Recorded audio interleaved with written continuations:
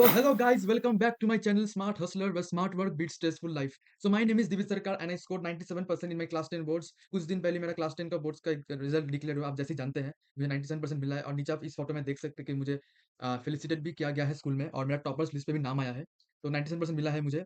और तो कैसे हो आप सब लोग क्लास 10 के स्टूडेंट्स लोग 2025 टू 2026 सेशन के थोड़े मतलब मजे में ही होंगे, अच्छे ही होंगे पर थोड़े स्ट्रेस भी होंगे क्योंकि आपका इस बार फर्स्ट बोर्ड्स का एग्जाम है, थोड़े कंफ्यूज भी होंगे और कैसे आप लोग पढ़ाई करेंगे, कैसे स्ट्रैटेजी लगाएँगे, मतलब कैसे पढ़ना है, थोड़ा कन्फ्यूज़ होंगे।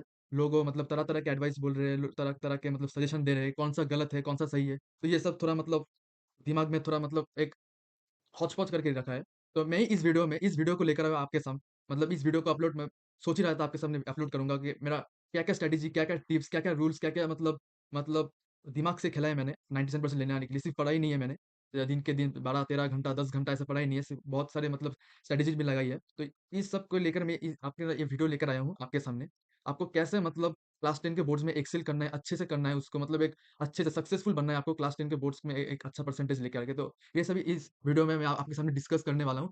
तो वीडियो को अपलोड करने का मेरा यही मोटिव है कि मैंने जो फेस किया है क्लास 10 के मतलब क्लास 10 में अच्छा रिज़ल्ट करने के लिए, वही आपको मतलब वो जो एक्सपीरियंस गेन किया है, वो भी आपको मैं दे दूँ और जो मिस्टेक्स मैंने किया है मतलब मैंने जो गलतियाँ किया है, मेरा जो लॉस हुआ है मतलब मार्क्स मतलब बोर्ड्स में, वो आपके साथ ना हो, वही मैं चाहता हूँ और आप मेरे से भी अच्छा परसेंटेज लेकर आओ, इसलिए मैं इस वीडियो को आपके सामने अपलोड करने वाला हूँ।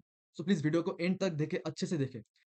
सो नेक्स्ट हम लोगों का सब्जेक्ट वाइज़ स्ट्रैटेजीज़। तो मैं सब्जेक्ट बाय सब्जेक्ट आप लोगों को थोड़े-थोड़े स्मॉल-स्मॉल इम्पोर्टेंट स्टडीज़ देने वाला हूँ। बाकी एकदम मैं फुल डेप्थ मतलब एनालिसिस वीडियो पर सब्जेक्ट मैं आपके सामने लेकर आने वाला हूँ, बाद में इस वीडियो के बाद। मतलब एक-एक सब्जेक्ट को पकड़-पकड़ के मतलब स्ट्रैटेजी वीडियोज़ लेकर आने वाला हूँ और ये आपके लिए बहुत हेल्पफुल होने वाला है, तो उस वीडियो को भी स्किप मत कीजिए। पर यहाँ पर मैं आप लोगों को और मतलब ओवरव्यू दे देने वाला हूँ सब्जेक्ट बाय सब्जेक्ट थोड़ा-थोड़ा, तो आपको मतलब आइडिया हो जाए एक। तो फर्स्ट सब्जेक्ट मैं पकड़ना चाहता हूँ एसएसटी। तो एसएसटी के लिए मैं बोल रहा हूँ कि एसएसटी के लिए एनसीईआरटी काफ़ी है। एनसीईआरटी को अच्छे से पढ़ें, लाइन बाय लाइन रीड करें, उसका जो एक्सरसाइज़ का क्वेश्चन है, उसको खुद से सॉल्व करने की कोशिश कीजिए। टीचर्स के ऊपर डिपेंडेंट मत रीच मत मतलब डिपेंडेंट मत होइए आंसर्स के लिए। खुद से आंसर्स बनाइए, खुद से समझिए, आंसर्स गलत भी हो फिर भी कुछ फ़र्क नहीं पड़ता। फिर जो आपको टीचर्स लोग जो नोट्स देते हैं, उससे आप आपका आंसर्स करेक्ट कर पाएँगे। तो करेक्ट कर पाएँगे और बाकी जो आपका जो इंटरनेट भी है, इंटरनेट तो बहुत आंसर्स है। आप इंटरनेट आपका मतलब मुट्ठी में आ गया अभी, तो आप वहाँ पर भी आंसर्स देख सकते हैं। तो आपका जो फर्स्ट प्रायोरिटी होता है वो होता है आप खुद से आंसर बनाने की कोशिश कीजिए। क्योंकि आप अब बच्चे नहीं हैं, क्लास 10 में हैं। आप कितने दिन और टीचर्स के नोट्स मतलब टीचर्स के आंसर्स मतलब खुद मतलब रट्टा मारेंगे, फिर एग्ज़ाम में आके लिख के आएँगे, वैसा अभी काम नहीं चलेगा। तो आपका खुद का आंसर्स बनाना अभी बहुत ही नेसेसरी है। तो एसएसटी का बोलूँ तो एनसीईआरटी को अच्छे से पढ़िए, ट्यूशन में नोट्स अच्छे से बनाइए। ट्यूशन आप अगर ट्यूशन जाते हैं या यूट्यूब से पढ़ते हैं, वहाँ पर अच्छे से नोट्स बनाइए बनाइए। एनसीईआरटी को अच्छे से लाइन बाय लाइन रीड कीजिए। और थर्ड है, जो क्वेश्चन्स हैं, क्वेश्चन्स को खुद आंसर मतलब जो क्वेश्चन्स हैं, उसको खुद सॉल्व करने की कोशिश कीजिए, बस। ये 3 काम कीजिए, खत्म, आप खत्म हो जाओगे। आप नहीं, सॉरी, आप खत्म नहीं होगे। आपका जो एसएसटी का जो पेपर है, वो खत्म हो जाएगा एकदम।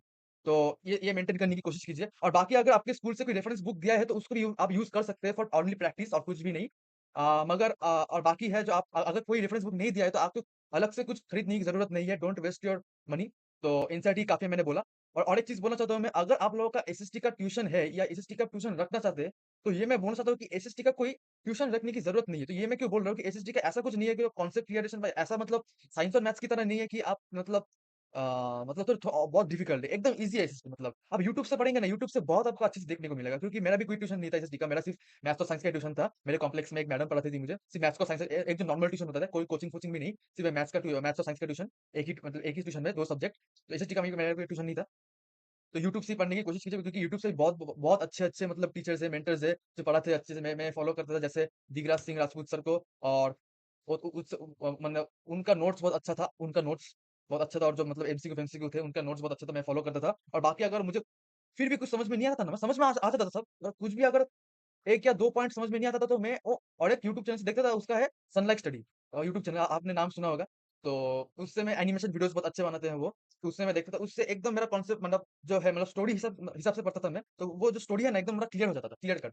तो ट्यूशन रखने की कोई ज़रूरत नहीं है, मैं आपका मतलब ये मेरा सजेशन है कि एएसटी की फालतू का कोई ट्यूशन रखने की कोई ज़रूरत नहीं है। अगर आपका ट्यूशन है एसएसटी का और अगर आप चाहते हैं कि अगर आप मतलब सैटिस्फैक्टरी रेट एकदम कम है, सैटिस्फैक्शन इतना इतना नहीं है, आप मतलब मन नहीं लग रहा है या एसएसटी का ट्यूशन छोड़ने की मतलब सोच रहे हैं, तो मैं आपको बोलूँगा कि आप छोड़ ही दीजिए क्योंकि आप अपना टाइम मतलब आपके पास बहुत ही कम है। अगर आप सब सब्जेक्ट का ट्यूशन लेना शुरू कर देंगे तो सेल्फ स्टडी आपका कम हो जाएगा। सेल्फ स्टडी करना बहुत ही नेसेसरी है, क्योंकि आप अगर नहीं पढ़ेंगे तो और कौन पढ़ेगा? आप अगर पढ़ेंगे फिर तो आपका मार्क्स आएगा ना। मतलब अगर ट्यूशन ही जाते रहेंगे, ट्यूशन ही ट्यूशन आपको अगर लगेगा कि ट्यूशन में जाने का ही मेरा मतलब वहाँ पर ही मेरा पढ़ाई हो जाएगा, मुझे मेरा मेरा स्टडी गोल्स कंप्लीट हो जाएगा ट्यूशन जाने का, तो ऐसा एकदम मतलब ये एकदम फालतू बकवास बात है। ट्यूशन में जाते हैं सिर्फ आपका जो मतलब डाउट क्लियर करने के लिए, कॉन्सेप्ट क्लियर करने के लिए, मतलब आपका जो मतलब कॉन्सेप्ट ही क्लियर करने के लिए जाते हैं आप अपने ट्यूशन में। तो वहाँ पर आप खुद का एक सेल्फ स्टडी नहीं करते, खुद से पढ़ाई नहीं करते, मतलब खुद से आप रिट्रीव नहीं करते पढ़ाई को, तो ऐसा मत कीजिए। आपका आपका बहुत ही मतलब टाइम वेस्ट होगा, मनी भी वेस्ट होगा, टाइम भी वेस्ट होगा, आपका समय वेस्ट होगा, तो ऐसा मत कीजिए। एसएसटी का ट्यूशन मत मतलब मेरा सजेशन है कि एसएसटी का ट्यूशन मत रखिए। तो ये मेरा सजेशन है एसएसटी के लिए। और इंग्लिश के लिए बात करूँ तो इंग्लिश के लिए मैं अभी सिर्फ 2-3 चीज़ें बोलना चाहता हूँ कि एसएसटी मतलब इंग्लिश के लिए लिटरेचर लिटरेचर की बात करूँ तो लिटरेचर के चैप्टर को अच्छे से रीड करें, चैप्टर वाइज़ अच्छे से रीड करें। अगर आपका ट्यूशन है तो इंग्लिश का आप रख सकते हैं, मैं भी रख सकते हैं, क्योंकि मेरा भी इंग्लिश का कोई ट्यूशन नहीं था। जब मेरा इंग्लिश का कोई ट्यूशन लेने की मतलब ज़रूरत था ही नहीं। मैंने अगर कोई डाउट था इंग्लिश में बहुत ही ईज़ी है, मतलब क्लास 10 बहुत ही ईज़ी है रे, तुम लोग समझते ही नहीं हो। मतलब ऐसे-ऐसे ट्यूशन रखने की कोई ज़रूरत ही नहीं है। मेरे जो बहुत सारे दोस्त थे मेरा, मतलब इंग्लिश बंगाली, एसएसटी इंग्लिश बहुत सारे ट्यूशन रखते थे। बहुत टाइम वेस्ट किया उन लोगों ने, और बोर्ड्स में भी इतना अच्छा उन लोगों का परसेंटेज आया ही नहीं। मतलब जितना वो लोग एक्सपेक्ट कर रहे थे उतना। इतना फालतू का ट्यूशन रखने की कोई ज़रूरत नहीं है। मैं बोलता हूँ, आप अभी आपका मतलब मम्मी-पापा ने आपको अपना मोबाइल दे दिया, वही आपके लिए बहुत ही बड़ा रिसोर्स है, तो आप उसको यूज़ कीजिए अच्छे से। आपका बहुत ही मतलब टाइम सेव होगा, मनी भी सेव होगा, और आपका मतलब जो ये मतलब एफर्ट भी आपका लूज़ नहीं होगा, मतलब आपका एफर्ट रहेगा बहुत। तो वही बोलना चाहता हूँ मैं। तो इंग्लिश के लिए आपकी मर्ज़ी ट्यूशन रखना या नहीं रखना। ऐसी तो पर मैं बोल रहा हूँ इंग्लिश बहुत ही ईज़ी है। अगर आप अच्छे से पढ़ेंगे तो। तो इंग्लिश का लिटरेचर की बात करूँ तो लिटरेचर को स्टोरी बाय स्टोरी अच्छे से पढ़ें, रीड करें, अच्छे से रीड करें। टीचर्स के आंसर्स में निर्भर मत रहिए। एनसीईआरटी के जो क्वेश्चन्स है उसको खुद सॉल्व करने की कोशिश कीजिए। आपके रफ कॉपी में या आपका जो इंग्लिश का होम कॉपी है वहाँ पर लिखने की कोशिश कीजिए। आपका राइटिंग स्किल बढ़ेगा। आपका आंसर्स अपने आप खुद का आंसर्स खुद मेमोराइज़ करने की कोई ज़रूरत नहीं है। ऐसे ही आपका ब्रेन रिट्रीव कर पाएगा। तो यही था लिटरेचर का एक टिप। और ग्रामर की बात करूँ तो ग्रामर आप वीकली अगर प्रैक्टिस करेंगे फिर भी तो आपका हो जाएगा। ग्रामर वीकली मतलब वीक में एक एक दिन अगर प्रैक्टिस करेंगे फिर भी हो जाएगा, क्योंकि मैं समझ सकता हूँ कि ग्रामर प्रैक्टिस करने के लिए आपका ज़्यादा वक़्त नहीं है। आपको मैथ्स भी प्रैक्टिस करना होगा, एसएसटी वो सब वगैरह बहुत भी प्रैक्टिस करने का होगा, तो मेरा भी टाइम नहीं था इतना। मैं भी इतना ग्रामर प्रैक्टिस नहीं किया हूँ। वीक में 1 बार या वीक में 1 बार छूट ही जाता था, 2 वीक में 1 बार ऐसा कुछ करता था। तो ग्रामर प्रैक्टिस कीजिए। ग्रामर के लिए एक रेफरेंस बुक आप खरीद सकते हैं। एक रेफरेंस बुक सिर्फ प्रैक्टिस करने के लिए, मैं नहीं बोलूँगा कौन-सा रेफरेंस बुक खरीदना है। सिर्फ एक बुक होना चाहिए आपके पास ग्रामर का मतलब प्रैक्टिस करने के लिए। वहाँ पर आप ग्रामर प्रैक्टिस कर लीजिए, मतलब प्रैक्टिस करते रहिए, तो उससे आपका हो जाएगा। राइटिंग स्किल की बात करूँ तो राइटिंग स्किल में आपका है एनालिटिकल पैराग्राफ और letter writing, editorial letter, letter to placing order, और वो सब है लेटर। तो उससे भी प्रैक्टिस कीजिए। उससे भी मतलब वीक में 1 बार तो प्रैक्टिस कीजिए, क्योंकि वो भी बहुत इंपॉर्टेंट है। राइटिंग स्किल भी आपका बहुत इंपॉर्टेंट है, क्योंकि राइटिंग स्किल में भी बहुत स्टूडेंट्स लोगों का मार्क्स ज़्यादा है, तो उसकी भी प्रैक्टिस कीजिए अच्छे से। वो सब मैं बोलने वाला हूँ अच्छे से। इसके बाद इंग्लिश के और एक वीडियो मैं लेकर आने वाला हूँ। तो ठीक है। इसके बाद आता है आपका साइंस। साइंस का मैं कुछ ज़्यादा नहीं बोलूँगा। साइंस का मैं बोलूँगा कॉन्सेप्ट के ऊपर ज़्यादा ध्यान दें। रट्टाबाज़ी में कान मत चलाइए। समझने की कोशिश कीजिए। एक-एक चैप्टर पकड़िए, उसको समझने की कोशिश कीजिए। एनसीईआरटी अच्छे से पढ़िए, लाइन बाय लाइन पढ़िए। एनसीईआरटी को नेग्लेक्ट मत कीजिए एकदम। एनसीईआरटी को अच्छे से पढ़िए, और एक रेफरेंस बुक आपके पास होना चाहिए ऐसे मतलब साइंस का। मेरे पास था एस्टेन का reference book biology, chemistry, physics का। तो उसमें पढ़ता था, उससे मेरा सब कुछ समझ में आ जाता था। मतलब सब कुछ समझने का आ जाता था। कॉन्सेप्ट भी क्लियर हो जाता था मेरा। तो उसमें मैं ज़्यादा फोकस करता था। ठीक है? केमिस्ट्री का रिएक्शंस ज़्यादा से ज़्यादा प्रैक्टिस कीजिए। बैलेंसिंग आपका जो रिएक्शंस है, वो ज़्यादा से ज़्यादा प्रैक्टिस कीजिए। रिएक्शंस को याद करने की कोशिश कीजिए। याद ऐसे नहीं, ऐसे आप ऐसे-ऐसे करके याद कर रहे हैं। पेन लीजिए, रिएक्शंस की शीट बनाइए, रिएक्शंस लिखते जाइए, लिखते जाइए। जितना आप लिखेंगे रिएक्शंस, जितना आप कुछ लिखेंगे मतलब रिएक्शन जितना आप लिखेंगे उतना आपको मेमोराइज़ ऐसे ही हो जाएगा। आपको ऐसा कुछ मेमोराइज़ करने की ज़रूरत नहीं है। तो रिएक्शन अच्छे से मेमोराइज़ कीजिए। केमिस्ट्री को अच्छे से पढ़िए। आपको जो कार्बोनेट्स कंपाउंड्स के स्ट्रक्चर्स बनाने का है, वो अच्छे से स्ट्रक्चर्स बनाइए। एनसीईआरटी के हर एक क्वेश्चन्स को प्रैक्टिस कीजिए। ये था मेरा केमिस्ट्री का। फिजिक्स का हर एक न्यूमेरिकल्स प्रैक्टिस कीजिए। एनसीईआरटी का और बाकी रेफरेंस बुक का भी अच्छे से प्रैक्टिस कीजिए।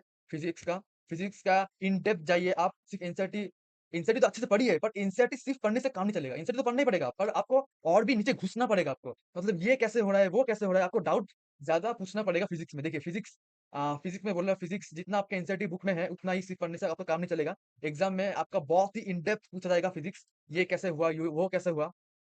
तो सीबीएसई का यही एक मतलब डिसएडवांटेज है कि मतलब पढ़ाते तो इतना मतलब इतना पढ़ाते हैं, पर क्वेश्चंस आंसर्स यहाँ यहाँ से लेते हैं आपका।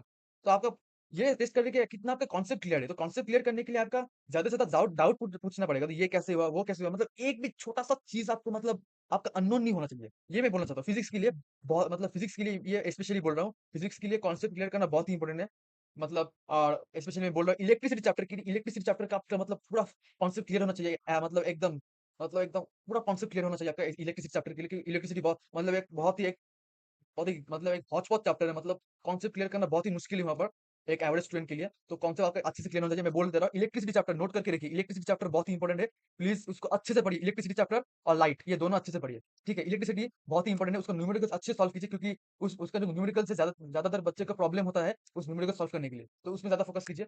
और हो गया फिज़िक्स का। बायोलॉजी की बात करूँ तो बायोलॉजी में रट्टेबाज़ी मत कीजिए, बायोलॉजी भी रट्टेबाज़ी मत कीजिए। बायोलॉजी का मतलब बायोलॉजी जब आप पढ़ रहे हैं तो बुक बुक आपका यहाँ पर होना चाहिए, कॉपी आपके यहाँ पर होना चाहिए। आप बुक्स से देख के पढ़ रहे हैं, रीड कर रहे हैं, आप लिखते जा रहे हैं कॉपी में, लिखते जा रहे हैं। आपका जो भी समझ में आएगा बायोलॉजी में, आप लिखते जा रहे हैं। डायग्राम को देख रहे हैं, डायग्राम को एक रफली एक डायग्राम बना रहे हैं। आप डायग्राम के हेल्प से समझने की कोशिश कर रहे हैं। ऐसा आपका एटीट्यूड होना चाहिए, ठीक है? बायोलॉजी, तो बायोलॉजी आपको समझने ज़्यादा होना चाहिए, और जो डिफिकल्ट टर्म्स है, वो आप कॉपी में लिखते जा रहे हैं, डिफिकल्ट टर्म्स आप मतलब पॉइंट आउट करके जा रहे हैं। एक पेज बना रहे हैं बायोलॉजी का, डिफिकल्ट टर्म आप लिखते जा रहे हैं, लिखते जा रहे हैं। आप जितना लिखेंगे ना, उतना आपका ब्रेन आपको रिट्रीव कर पाएगा। तो आपको एक बात बता दूँ कि आप अगर रट्टाबाज़ी करेंगे, तो ये आपका पॉसिबिलिटी है, ये आपका एक पॉसिबिलिटी है कि आप 1 हफ्ते या 2 हफ्ते तक ही उसको याद कर पाएँगे। पर अगर आप उसको लिखते गए ना कॉपी में, तो आपका 2 फ़ायदा है। एक कि आपका जो ब्रेन उसको अच्छे से और भी 2x 3x रिट्रीव कर पाएगा, आप कभी भी भूलेंगे नहीं। और एक है आपका जो वो जो लिख आप जो खुद का नोट्स बना रहे हैं आपको कॉपी में, वो आपके पास पूरा लाइफ टाइम रहेगा आपके। तो आप आपको जब भी एक कॉन्सेप्ट में प्रॉब्लम हो रहा है, तो आप उसको देख सकते हैं, आपका कॉन्सेप्ट क्लियर कर सकते हैं। तो ठीक है। तो ठीक है, ये मैं बोल रहा हूँ बायोलॉजी के लिए, और कुछ खास नहीं बोलूँगा। मैथ्स के लिए बोल रहा हूँ, मैथ्स का मैं फिर से एक बार बोल रहा हूँ, मैथ्स आपको रोज़ प्रैक्टिस करना होगा, at least 3 to 4 sums please practice कीजिए, 3 to 4 sums everyday, different types of sums practice कीजिए। तो आपका मतलब ब्रेन में और प्रेशर पड़ेगा, आपका ब्रेन और अच्छे से मैथ्स मतलब मैथ्स को ग्रास्प कर पाएगा। ठीक है, एनसीईआरटी को भी नेगलेक्ट मत कीजिए। एनसीईआरटी को तो नेगलेक्ट मत ही कीजिए किसी भी सब्जेक्ट के लिए। मैथ्स का भी नेगलेक्ट मत कीजिए, क्योंकि मैथ्स का बहुत ही ऐसे एसेशन बेस्ड क्वेश्चन आते हैं, वहाँ पर डेफिनिशन प्रिपरेशन है, थ्योरी पार्ट बहुत है। थ्योरी को अच्छे से पढ़ें। चैप्टर जब आप शुरू कर रहे हैं तो एनसीईआरटी का जो थ्योरी है, फर्स्ट चैप्टर, सेकंड चैप्टर, वो जो है आपका पॉलिनोमियल्स है, उसको अच्छे से रीड करिए। ठीक है? प्रैक्टिस अच्छे से करिए। सैंपल पेपर्स अच्छे से लगाएँ, पीवाईक्यूज़ करें मैथ्स का, बहुत ही इंपॉर्टेंट है पीवाईक्यूज़। इस बार भी बोर्ड्स में मैथ्स का बहुत ही पीवाईक्यूज़ आए थे, और उसकी वजह से मेरा मैथ्स का अच्छा रिजल्ट आ पाया। पीवाईक्यूज़ को नेगलेक्ट मत कीजिए, सैंपल पेपर्स लगाइए, टाइम टाइम पकड़ के लगाइए। 2 एंड हाफ आवर्स का टाइम पकड़ के लगे। मैथ्स में स्पीड और एक्यूरेसी दोनों होना चाहिए आपका मैथ्स में। तो यही था मेरा कुछ टिप्स स्टार सब्जेक्ट में। तो ठीक है। मैथ्स के लिए और एक चीज़ आप लोगों को मैं बताना चाहता हूँ कि मैथ्स के लिए ज़्यादा रेफरेंस बुक मत खरीदिए, सिर्फ़ एक रेफरेंस बुक ही फॉलो कीजिए एनसीईआरटी के साथ। एनसीईआरटी पहले अच्छे से कीजिए, मतलब एक भी क्वेश्चन्स ऐसा आपका नहीं होना चाहिए कि आप नहीं कर पाएँगे। तो एनसीईआरटी के हर एक क्वेश्चन्स को करिए, प्रैक्टिस कीजिए। रात के 2 बजे भी अगर आपका कोई टीचर आपको उठाए कि इस क्वेश्चन्स को करने के लिए, तो आपको करना होना पड़ेगा। आपको सब क्वेश्चन्स करना होना पड़ेगा एनसीईआरटी को अच्छे से निचोड़ ले। उसके साथ और एक रेफरेंस बुक को फॉलो कीजिए, मतलब और एक जैसे एग्जांपल आर एस अग्रवाल को सिर्फ फॉलो फॉलो कीजिए, या सिर्फ आर डी शर्मा को, मतलब जो रेफरेंस बुक है Pearson, R D Sharma, R S Agarwal, वहां पर से सिर्फ एक रेफरेंस बुक ही फॉलो कीजिए। सिर्फ आर एस अग्रवाल को ही, या सिर्फ आर डी शर्मा को ही, क्योंकि आप अगर 2-3 रेफरेंस बुक खरीदने की कोशिश कर देंगे तो आपका समय नहीं मिलेगा सबका रेफरेंस बुक मतलब सम सॉल्व करने के लिए। तो ऐसा मत कीजिए, सिर्फ एक रेफरेंस बुक को करिए, प्लस एक रेफरेंस बुक को खरीदिए प्रैक्टिस करने के लिए, और एक और एनसीईआरटी को। और बाकी अगर आप एनसीईआरटी एग्जाम्पलर और दूसरे कुछ एनसीईआरटी एग्जाम्पलर से करना चाहते हैं, तो एनसीईआरटी एग्जाम्पलर आपका इंटरनेट में ही है, आप खरीदने की कोई जरूरत नहीं है। एनसीईआरटी एग्जाम्पलर इंटरनेट से कर सकते हैं उसका क्वेश्चंस, अगर आप करने का आपका मन है तो। और बाकी सैंपल पेपर्स तो लगाना ही है आपको बोर्ड्स के आगे, और पीवाईक्यूज तो करना ही है। ठीक है। हेलो गाइस, जैसे पार्ट 1 का वीडियो आप लोग देख रहे थे, बहुत ही लंबा हो रहा था, और आपके लिए टाइम बहुत प्रीशियस है, आपको पढ़ना भी है। तो तेरह 15 मिनट के बहुत एक्सटेंड कर रहा था वीडियो। तो ये पार्ट 1 है। पार्ट 2 का वीडियो मैं अपलोड करने वाला हूँ, तो प्लीज़ उसको भी देखिए, देखना उस वीडियो को, पार्ट 2 के वीडियो को। तो पार्ट 1 को यहाँ पर एंड करते हैं। तो tata bye bye, take care. Part 2 का वीडियो देखना एकदम जरूर।